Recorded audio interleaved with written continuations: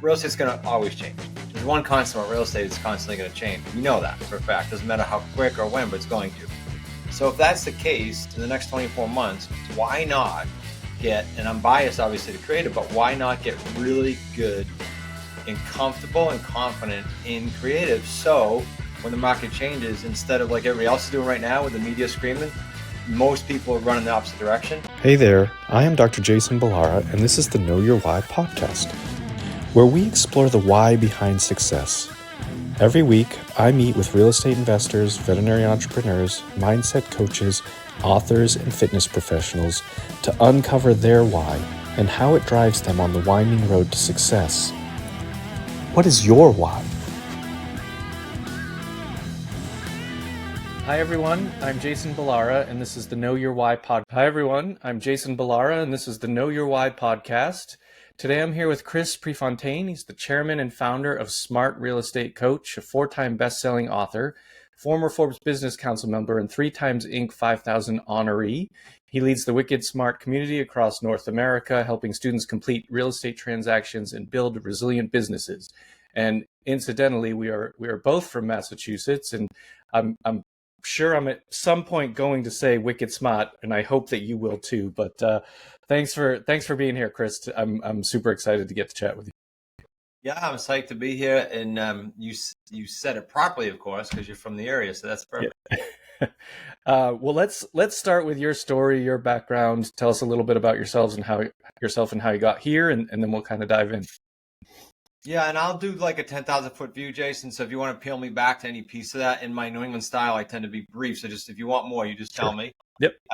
So yeah, I've been at it a long time. I've been at this since 1991, 34 years in the biz. So, I'll just brush that over. That was building homes in the early 90s when I was in my 20s, and naive enough to go ask landowners and subcontractors to wait for their money until a house got built and then it got closed. And I think back to that, go, man, I don't know how or why they did it, but I was naive enough to ask for it and we got it.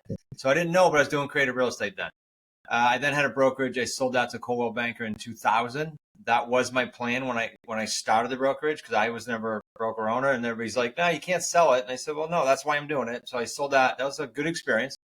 And then the slide happened, meaning I didn't know it, but in 2000 to 2008 crash, I was building my own properties. I was coaching at the time, not investors like now, realtors, high gross commission earning realtors in Canada, actually, with a friend of mine.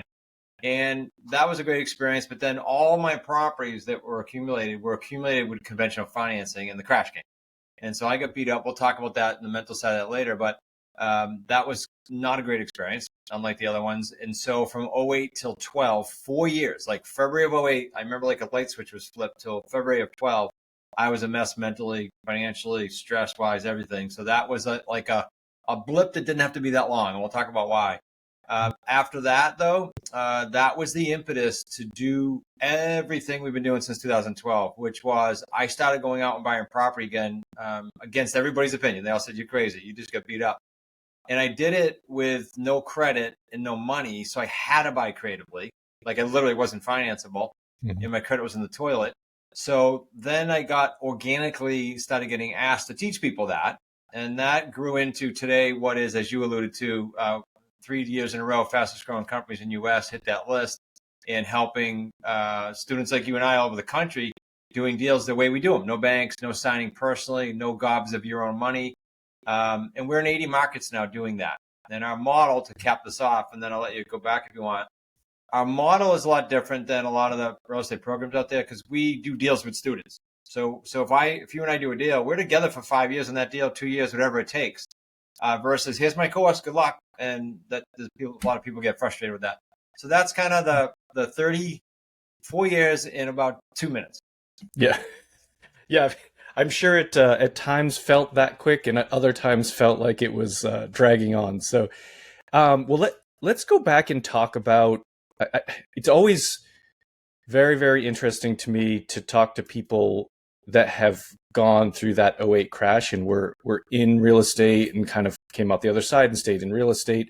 I think some of it's hard to talk about, but it was for sure an interesting time. I remember I was working for a contractor. Like I had some some level of in the business at that point, and I had bought my first house in 2000. So this is the house I told you in Auburn. I bought my first house in 2000, and that was like, I remember our friends started to talk about, well, my house just went up, in value by 50%, 100%. I refinanced, like all of this stuff was happening, and everybody was so excited about it. And they would give a mortgage to anybody. I had no business getting a mortgage at that point. There was nothing about me that deserved it. But they would give it to anybody. You were, kind of at the front of that, and then also said you had that challenge at the back. Can you talk a little bit about like what that looked like for you at that time? Your perspective of leading up to, and then we can talk about afterwards. Whatever amount of the pain you're willing to share, I think is good for people to understand. I'm an open book. I'm good with it. It doesn't seem like it was that long ago, but it seems like a blank. But like you said, and like your experience, it was like an ATM. I mean, it was crazy. The no doc loans. And so even though I had whatever it was up to that point, 17 or so years up to that point, or whatever it was, a lot of years, I was stuck in the two modes. One, well, I guess you got to buy conventional. You got to go sign on loans. And I was stuck, number two, in getting caught up in the craze of, I can apply for loans because I have good credit and the market's skyrocketing, and this is never going to end. Everything's going to be fine.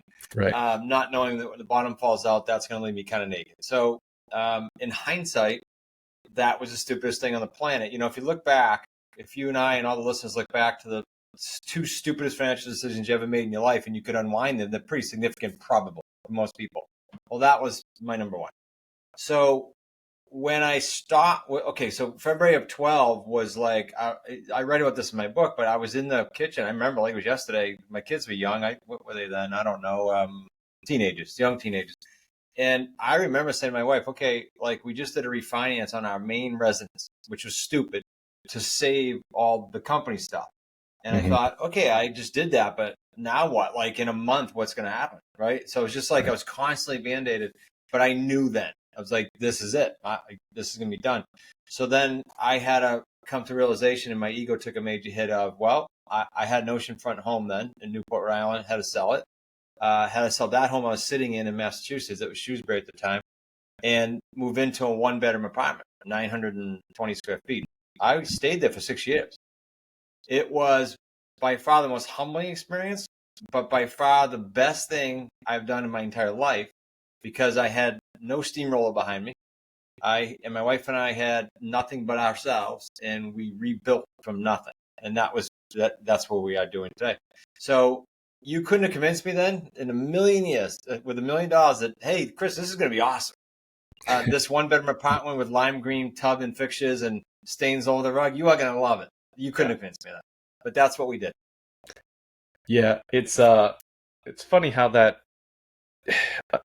it's a common theme, I think, and people have been through hard times, but it's a common theme where you can find some, I don't know if comfort's the right word, but find something, some good to come out of those downtimes, and you do learn maybe a bit of a different way to live, a little more conservative way, a little bit, and you can take the experiences of, you talked about creative finance. You can take the experiences that you had and then kind of fall back on those, but also just change the lifestyle. I think that's, and we, 08 was a different type of real estate market, but we are going through kind of at least in the commercial real estate space, we're going through a similar feel, different reasons, but similar feel, where it's like everybody was excited and buying things on bridge debt and floating rates and all of that. And then it's like, well, if you buy something on a floating rate and then the interest rate doubles, that's a big problem. And the math doesn't work anymore. Yeah. So, when you started that rebuilding process, and you said, your credit was hurt. And so you kind of went to creative financing. Maybe talk a little bit about some of those methods, techniques that you use to get creative with property acquisition. Are you planning a remodel or construction project? Overwhelmed by the process? Over budget? Extended timelines? Strained relationships? We are all too familiar. At Lark Construction Services, we help homeowners and business owners take control of their construction journey, from reviewing bids and contracts to catching red flags before they become costly mistakes. Our Clarity Audit is a one-on-one expert review of your plans, estimates, or current progress, giving you the peace of mind and a defined action plan to move forward with confidence. Don't let confusion lead to costly errors. Visit larkconstruction.com and schedule your free call today. Lark Construction Services, saving you time, money, and stress. Yeah, and I'll bridge the gap that I just realized when you said what you said, and that is from February of 8 till February of 12, there was nothing but playing damage control, and like a full-time job was winding out stuff I had and dealing with the stress and dealing with the IRS and dealing with credit cards. Mm-hmm. So I said earlier in the intro, that shouldn't have been that long. And I'll just say for everyone's sake, like there's someone that went through something worse than you always. And I didn't get that until about 3.5 years in. And then someone said, you got to get out of your own way. They said it in a little bit more blunt terms, but they said, you didn't take down the market, Chris. You got to pick your head up and like get after it again. So why I waited 4 years? I don't know. I was in my head. It was all me, the woe was me thing. My ego was trash. So I'm saying that for everyone to know that don't wait that long. I meet people today, Jason, at my seminars today, this many years later, who come up to me, one every year he does it and says, yeah, but I'll wait. And he's still whining about it. And he hasn't made any decisions to get out of it. So please don't do that. Yeah. Now, because I went on a rant, what was your question? Just tell us a little bit about your business model. Ways we bought. Yeah. Sorry. Yeah. Creative financing, what you're doing with your business at this point that you started in 2012. There were 3 ways, and we still buy to this day. In fact, I have an appointment today at 1:30 with a woman. I'm going to do a long 10-year financing deal with owner financing. So owner financing is one of the ways we still buy. It predated banking. It's not new. All we did is we came behind all these techniques, and I'll mention the other 2 in a minute, with some support, with some trademarks. We've trademarked what we call the 3 paydays. Like we've come around it and kind of wrapped a nice bow in it so people don't get frustrated. It's always been there. Again, it's been people teaching us for years. Yep. We just do a little differently. So owner financing is one. And if you're not familiar with it, just to be basic, instead of you taking out a new loan and signing personally and jeopardizing all your family's assets, you pay the seller monthly. They're your bank, basically. No new money comes to the table. Second is lease purchase, where you don't actually buy it, but you control it for literally $10. Our lease purchase agreements are $10 built into the agreement. You can control millions of dollars of real estate. And the third way is called subject to existing loans. So in other words, this one's a little bit harder to grasp if people are new listening, but I buy Jason's home because he has to move or because he financially needs a relief tomorrow. I buy his home, but his loan stays in his name and he's the guarantor, but I own the asset or my entity. That's a really cool niche right now because there are loans that houses we're grabbing with loans on them at 2.5%, 3.5%, 4.25%. Yep. Well, if you learned creative real estate just to do that for your family, what a win that is, because you can't get that rate now. So those are 3 ways we seek to do then and still do to this day. Yeah. I think it's worth kind of breaking down these a little bit further. And I think, owner financing is probably fairly self-explanatory to people listening. It's essentially that, that owner becomes the bank, you pay them over time. Yeah. The other 2 are maybe a little bit worth diving in a little bit. I think to give people a little bit more detail. The leasing option, talk a little bit about that, kind of how you structure it, what it looks like for you and that owner. Yeah. So let me just give you a quick example, I guess. That'd be the best. Like I'll put some numbers to it. Let's say, Jason, your home is worth, or you feel it's worth $300,000. You put on the market, it didn't sell. For whatever reason, functionality, area, doesn't matter, it didn't sell. But with a realtor. I'm giving you one source. A realtor's only, expired listing is only one source. And so let's say you owe $250,000. Now, if you sold that with a realtor, somebody would have, let's say, come in at 97% of your asking price, and then you got to pay a realtor. So you're not going to get that $50,000 equity there, right? Mm-hmm. What we do is we say, in a lot of cases, again, I'm just being generic. We say, all right, Jason, listen, I know you didn't sell, but what we'll do is if we have the right term, let's use 3 years. What we'll do is we'll pay the underlying mortgage every month. We'll handle maintenance and repairs just like we own it. We're going to take over the property. You are going to have your 50 grand locked in, even though you didn't get it. You're going to have it locked in. It's going to be on or before 36 months or whatever term we decide on. So we don't take that on right away because you don't take on a debt that you don't have a way to cover yet. So what we do is the agreement is contingent upon us finding our buyer. Our buyer is someone who needs time to get a mortgage. This is like 80% of the buyers right now because the banks are just impossible. Yeah. Whether it's credit or other reasons, you can't get a loan. So we deal with them. There's some very, very deserved buyers in there. For example, you start a new business, you can't get a mortgage today. You need 2 years of proof. Right. You change jobs, you can't get a mortgage today. So that's our buyers that we put into our rent-to-own program. And so we would not take over your home and your underlying mortgage until such time we find that buyer, because then they're going to be paying us more than the monthly mortgage comes out to. So on that same deal, here's how it works financially. You're waiting for your 50 grand on or before 36 months. We're going to work with that buyer. We're going to get them mortgage ready, we call it.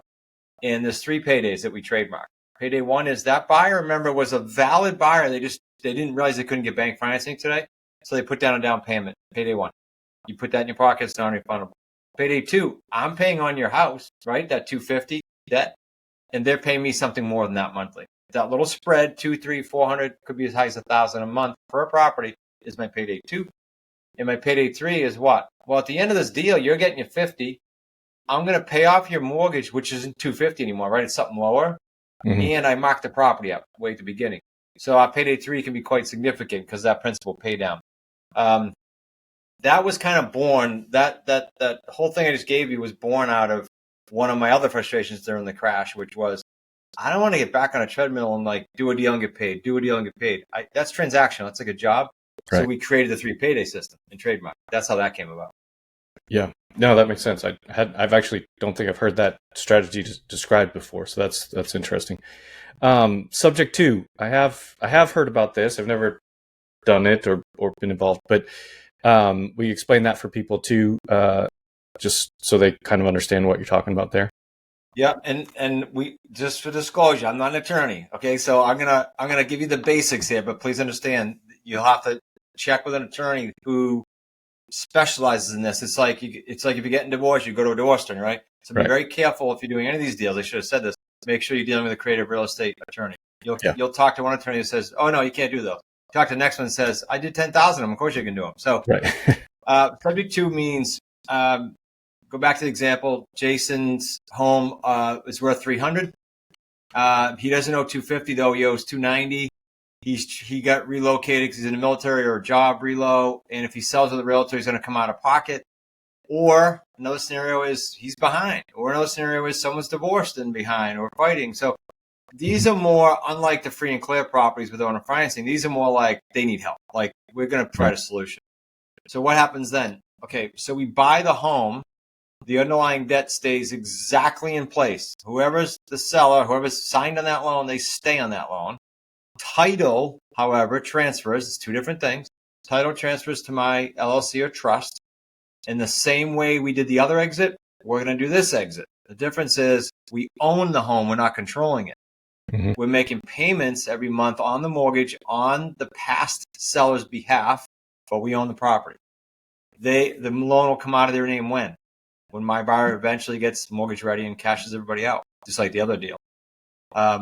There are very specific ways to paper that. That's why I said I'm not an attorney, that we've done now for over a decade. But they can be very lucrative. Yeah.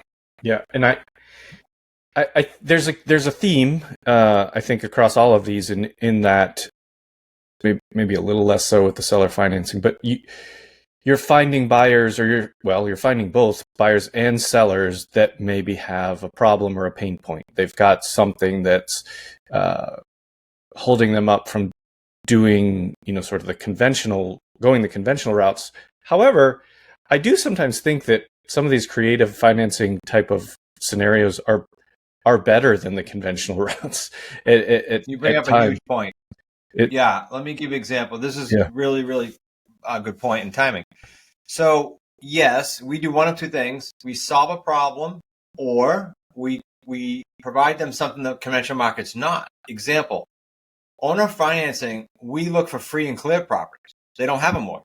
They're not stressed. They have time. They don't care. They just want their price. I bought a commercial building for all my companies this way in 18 because this particular gentleman was not stressed. He said, Chris, the realtors aren't getting it. They're bringing me offers. I don't want cash. This is exactly what he said to me. 550,000 way back then. I sold it for well over $1 million. But he said, I want, for estate planning reasons and tax reasons, I want to owner finance someone. Mm-hmm. And he's shaking his head laughing because they just don't get it. And this was on a main road, Jason, with a 4x8 plywood sign saying owner financing, and realtors are coming in with offers. He's like, they don't get it. So yes, you're solving a problem or helping them accomplish a goal the market's not. That's very, very important. So people go, how do you convince them? I don't. When you go to a doctor, attorney, accountant, auto body, dentist, they don't convince you. They're helping you. Right. Same thing with us. That's it. Yeah. No, I love that point. It's not necessarily about convincing. It's like, people have different motivations and I guess goals or outcomes they're trying to achieve with these transactions. And it's like, we tend to think of buying a property as like, trying to buy my forever home and put my family in and all of that. And some people are, and you mentioned, sort of those buyers that aren't quite mortgage ready. So you're helping them on that side get into something that can be their forever home. But sometimes you don't want, if you have a lot of equity in your house and you sell it outright, you have a big tax bill. Like there's even with some of the tax advantages that, you can get there, if you have enough equity, you're still going to have a big tax bill. And so there's reasons to do, any of these particular types. So with your training program, you're kind of teaching people how to do this and walk them through the steps and kind of giving them that guidance. Yeah, it's more what I call interactive learning. When I started the company, there was maybe 3 or 4 people that I would say, oh, they're kind of competitors. Now there's probably 100 plus people that are all of a sudden experts who maybe did a deal or maybe did a deal 20 years ago, but they're an expert now, and they're selling stuff. And they're hitting all of us on social media. I'm not on social media, but I know they're hitting all of you on social media. Yeah. And it's unfortunate, Jason, because the biggest challenge we have is managing expectations of people coming in our community, and managing expectations because they've been told, get rich quick tomorrow, my program is going to do that. And I'm the first one to scream, no. Just do one. Like real estate's great in a lot of areas. Just do one for 3 to 7 years and you'll have a great experience versus trying to do the shiny object thing and these empty promises. So yeah, we do deals with people, and I call it interactive because if you're doing a deal, you're calling your coach or me if I'm coaching you. You're on the phone with us nonstop.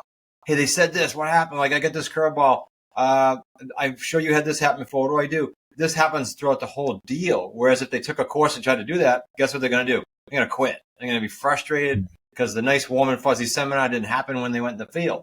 There's a whole chapter in my book called What Can Go Wrong? And a couple educators that everybody would know their name, their big names. One of them said to me, why are you doing that? You're going to scare people. I said, nope, I'm going to prepare them for what reality is. So this is what goes on out there. It's crazy. Yeah.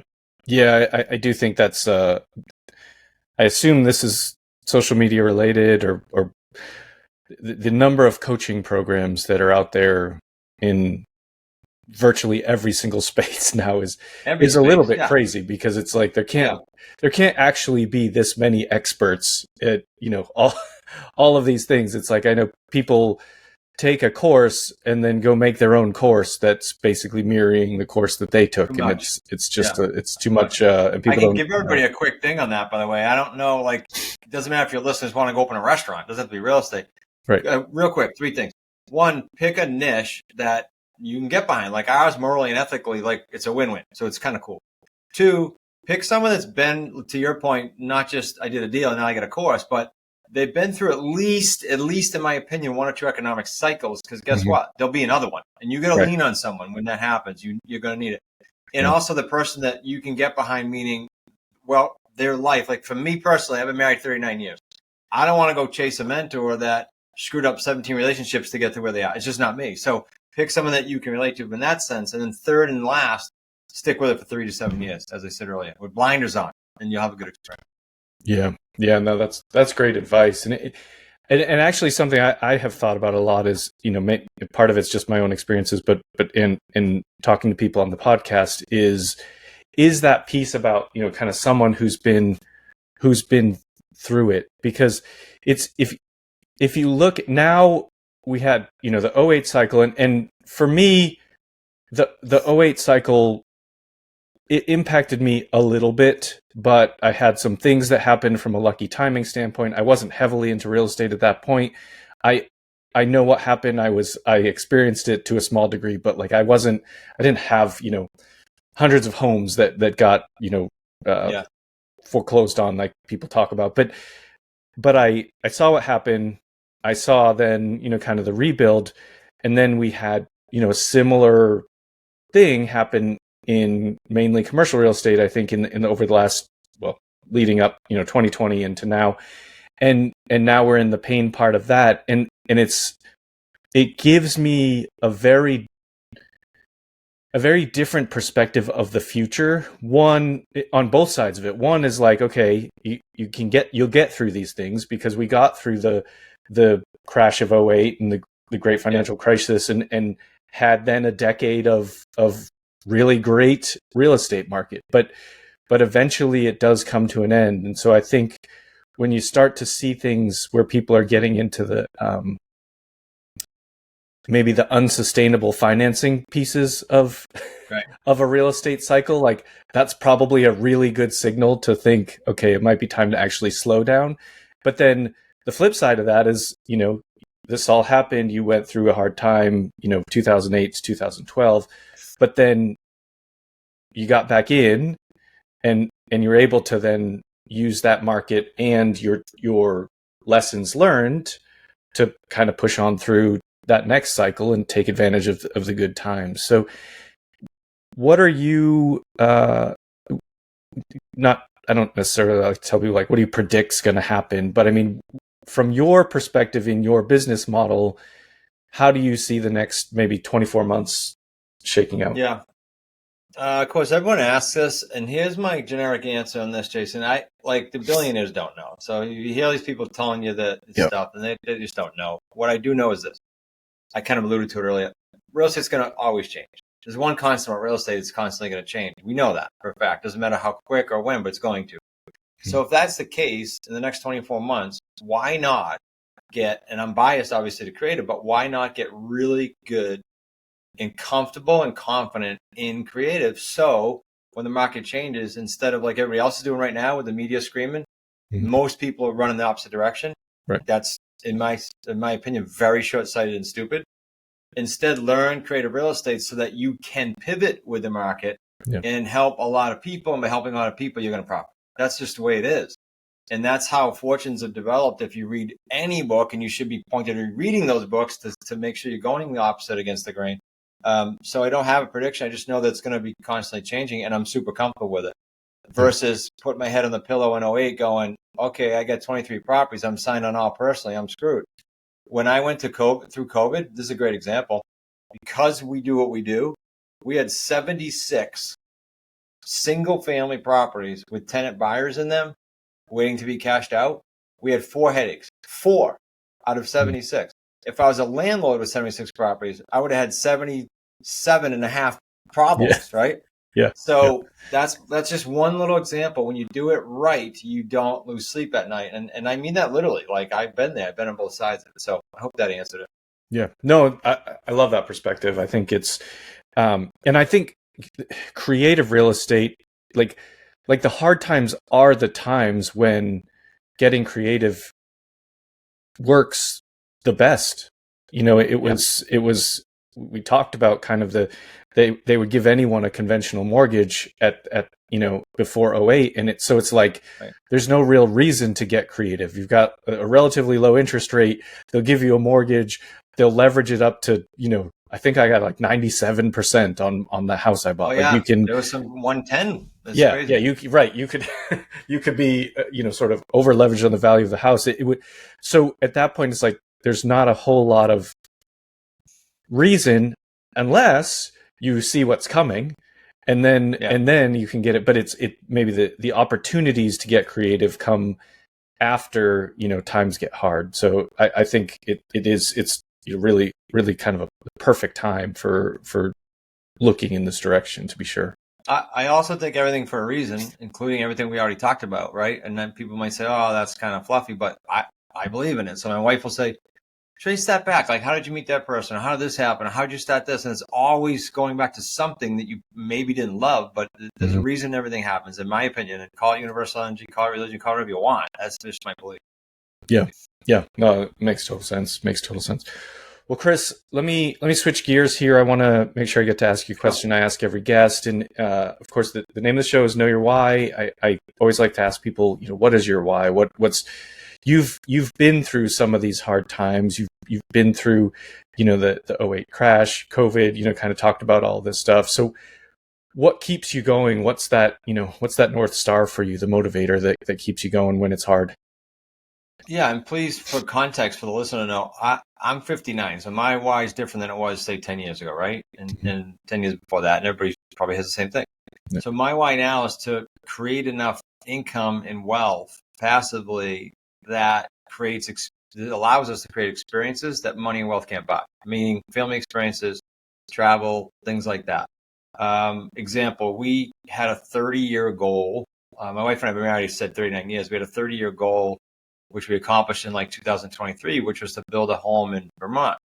To what? To create experiences with grandkids and kids and parents, right? So, because you can't, that stuff doesn't go away. So that's what drives me now. And then in the company side of things, until you coach, it's hard to understand this, and coaches all agree with me on this. And that is, when I see someone go from either heartache or challenges, or I've been in this W-2 for 30 years, these are all real examples in our community. When I see them go through that and come out the other side and go full time and create this lifestyle that they thought wasn't even possible, that still drives me. And then the third thing is, creative real estate is never the same. You could bring me 10 deals this week and there's always a twist that's different. And it's because I'd get too bored if it wasn't. So that keeps my attention. I still do them. I told you I had an appointment today. So my wife and I still do creative deals personally. That's great. She works with you? She does it with you? Well, Kim's been with me 39 years and married 39. We met when we were 11 years old. So, yes, we've been in real estate forever. So if I'm doing the office over, or we're doing a rehab project, or we built a home in Vermont together, we do a lot of that. Yeah, that's amazing. So Chris, when people hear this and they want to connect with you, maybe they're interested in joining the program, what's the best way for them to find you? We created a link for your tribe. I just love the whole why concept. They can go to wickedsmartbooks.com/know your why, and they'll get a best-selling book. Well, actually, we'll put 2 in the package for your tribe, and they might even get some goodies in there. But it's free. It's not one of those free, by the way, Jason, where you and I click an ad and it says free, and then you got to put in $18 for shipping. There's no shipping. You just give us your address, you'll get the free package. Yeah. That's one way. The other way, if the real estate, or frankly, the discussion about your why, because I go deep with people in my community on their whys to the point of emotional, we go deep. Yeah. I think it's super important what you do. So if they're interested in learning more about that whole side, go to smartrealestatecoach.com/masters class. And it's free. Nobody's bugging you. You go on your own time and you can watch what goes on there. And if after all the free stuff you want to chat, then get with me and we'll chat. Awesome. Well, we'll put that in the show notes so people can find it for sure. And thanks for that. Thanks for that link. Thank you. I appreciate it. And thank you for coming on the show. This has been great. I think the perspective that we can learn from, people that have been through hard times. Hard times in general, but of course, real estate related here. That's it always is so valuable, and there's a lot to be learned and kind of almost studied, I think, from those scenarios to help. You probably won't avoid hitting hard times, but at least understanding how to deal with it, how to come out the other side. You mentioned don't wait so long, don't be so hard on yourself. Stuff happens, so it's kind of, I think that's a really great piece of perspective to have. So again, thank you so much for being on the show, Chris. You bet. Thanks for having me. I appreciate it. Yeah. And folks listening, make sure you connect with Chris, check out his program, and please rate, and review the show so we can continue to get more great guests. As always, thank you so much for listening. Hey there, I am Dr. Jason Balara, and this is the Know Your Why podcast, where we explore the why behind success. Every week, I meet with real estate investors, veterinary entrepreneurs, mindset coaches, authors, and fitness professionals to uncover their why and how it drives them on the winding road to success. What is your why?